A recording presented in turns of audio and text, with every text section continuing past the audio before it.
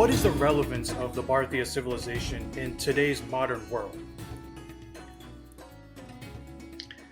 Um, well, Bharat, the concept of Bharat exists for a long time, and it has been so long that we don't even know how far back it can go. And so many rishis and so many great people have contributed for thousands of years, not just hundred.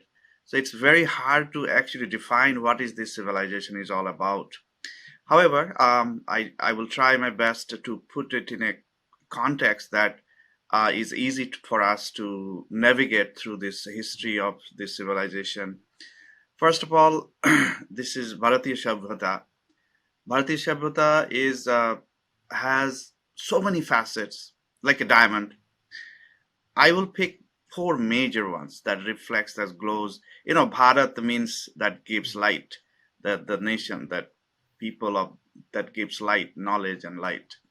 So the first uh, understanding of the civilization for me is that it is a Vedic Shabhyata.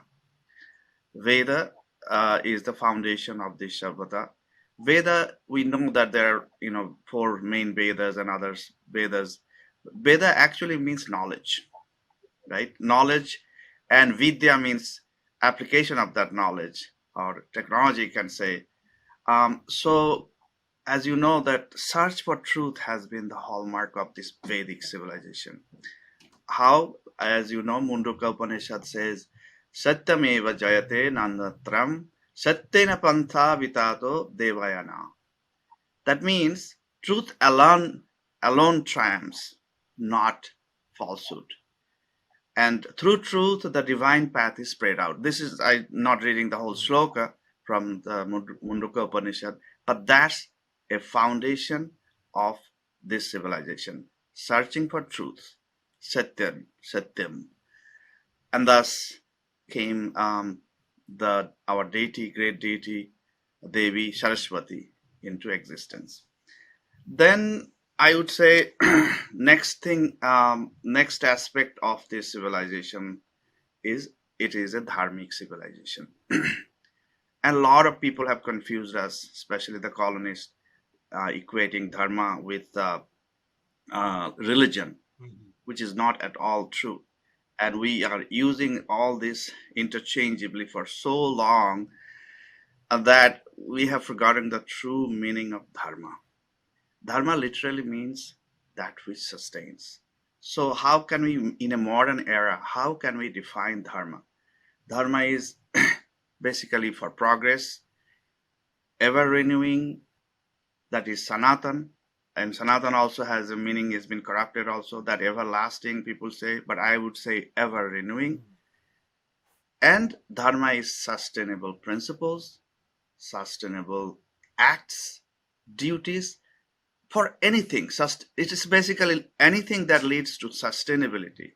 An individual, a society, our planet, that is dharma. Dharma is equivalent to sustaining principles and sustaining. And another mistake that many of our scholars have made, misguided us, is that dharma means puja, archana, and all this. That's fine. Puja, archana, dhyan, and all this are part of it, but only an empowering part of it. Dharma has a much deeper meaning, and I can quote from our Sri Adi Shankaracharya ji. In his Gita Bhashya, he has said that uh, the dharma, he has spoken about two types of dharma. Dividahi Vedakta Dharma, Pravritti Lakshmana, Nibritti Lakshana cha. What does it mean? Basically, dharma taught in the Vedas is of twofold nature. One is pravritti, meaning outward actions, living in this world, whatever activities we need to do, and one is inward, and that is the stability of the world, which is uh, the so pravritti is and nibritti is inward basically. So when we do outward, it makes sure that we have what he used the word avudaya. That means freedom, material prosperity, socio-economic welfare, and nishriyasha is the spiritual freedom, freedom to search within. So what happened during this period? last 200-300 years, we forgot the latter part of it, that dharma includes a material world, not just inner world, both worlds. This is Adi Shankaracharya defines. And then the concepts of uh, Bhagavan Vishnu for sustenance, Shakti Devi for protection, and Lakshmi ji for prosperity, and Shiv ji for renewal. These are symbols of our civilization. It has deep meaning associated with this idea of dharma. Then third one is that, as you probably know, that when Swami Vivekananda came to America in 1893, he confronted the Christians that who said that you are a sinner and you need someone like Jesus to rescue you from the sins, and he was born for you. But that's a completely contrast with our Vedic thoughts. Our Vedic thoughts, he actually repeatedly said many times that we are Amritasya Putra. We are children of the immortals, the rishis. So we are not sinners. We are actually within us. We are actually full, and and then our Upanishads went ahead and said that Yujevam Brahma Purvayam Namo Vi Shlokayetu Pathayati Shure Shivantu Vishwe Shivanti Vishwe Amritasya Putra A Iye Dhamani Divyani Tatastu. That means, O senses and O deities who favor them through salutations, I unite myself with the eternal Brahman who is your source. Let this prayer sung by me who follow the right path of sun go forth in all directions. May the children of the immortal, this is important, children of the immortal who occupy celestial positions, hear it. So the rishis of this civilization do not call you a sinner, but actually children of the immortals. That is the third aspect of our civilization.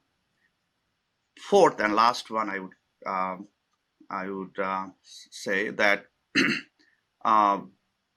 according to Maha Upanishad, rishis advise this: Ayam nija paraveti ganana loghu chethasam udara chitaram tu vasudhaiva kutumbakam. This Vasudhaiva Kutumbakam, we take it like little bit out of context these days. A lot of people quote this from Maha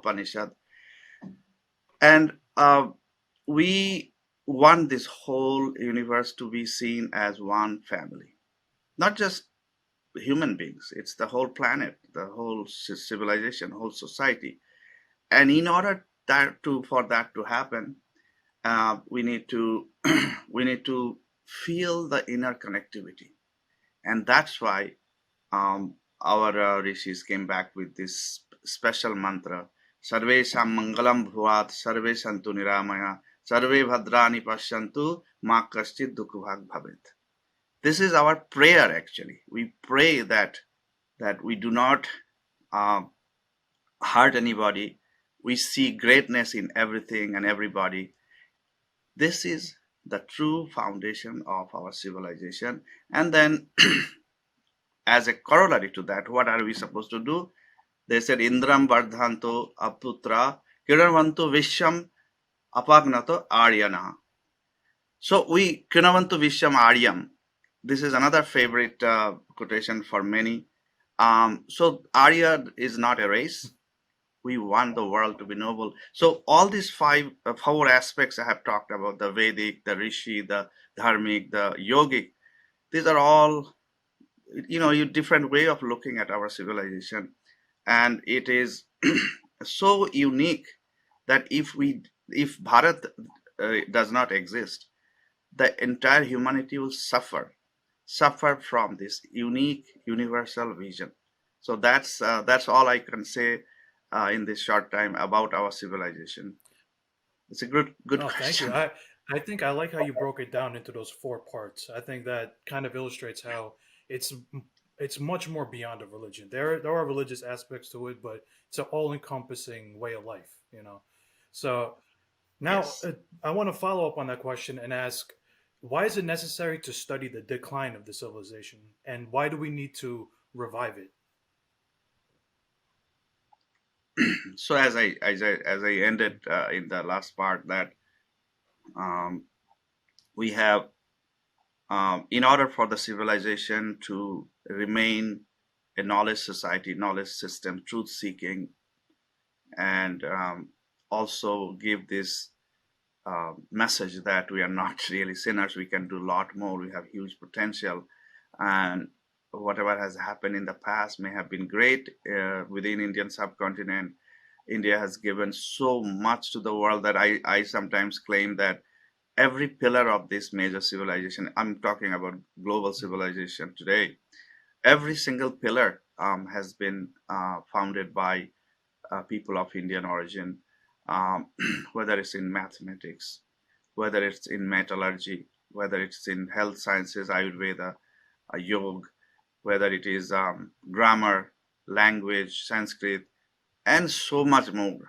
That it cannot escape. That's why Swami Vivekananda said that you take country after country, and there's not one single nation in the world who doesn't owe so much to this, he called patient Hindu, the mild Hindu. So we have given so much to the world, and it was destroyed. The process of giving was destroyed through the invasions and other things happened. That, and then if we know what it has happened to us, both good and bad, that we contributed so much and also we had lots of losses, then we can do better in future. History, reading history is about learning from the past and do better in future.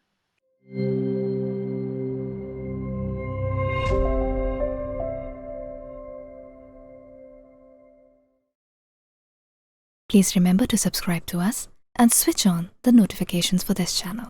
For our other social media links, more content, and to support our work, please visit citti.net. Dhanyavad. Namaskar.